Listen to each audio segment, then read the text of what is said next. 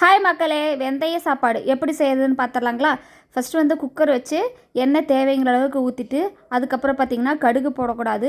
வெந்தயம் மட்டும் ஒரு 2 ஸ்பூன் 1 ஸ்பூன் நம்ம தேவைக்கேற்ப போட்டுக்கணும். ஆனால் அதிகம் போடக்கூடாது, கசக்குங்க. நான் இப்போ வந்து பார்த்திங்கன்னா 1 ஸ்பூன் அளவுக்கு போட்டிருக்கேன், அரைப்படி சாப்பாடுக்குங்க. அந்த வெந்தயம் வந்து லைட்டாக வந்து நம்மளுக்கு ப்ரௌன் கலரில் வரணுங்க, ரொம்ப கருகிடக்கூடாது.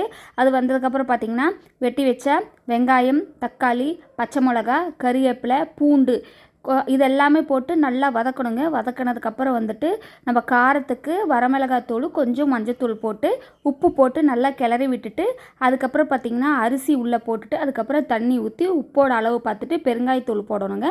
பெருங்காயத்தூள் போட்டதுக்கப்புறம் நல்லா மிக்ஸ் பண்ணி விட்டுட்டு, விசில் எவ்வளோ விடணுமோ விட்டுட்டு, அதுக்கப்புறம் வந்து இறக்கி விசில் அடங்கினதுக்கப்புறம் பார்த்தோங்கன்னா ரொம்ப டேஸ்ட்டான வெந்தய சாப்பாடு ரெடிங்க. இது வந்து சூப்பராக இருக்குங்க. நீங்கள் செஞ்சு பாருங்கள், செம்ம டேஸ்ட்டாக இருக்குங்க.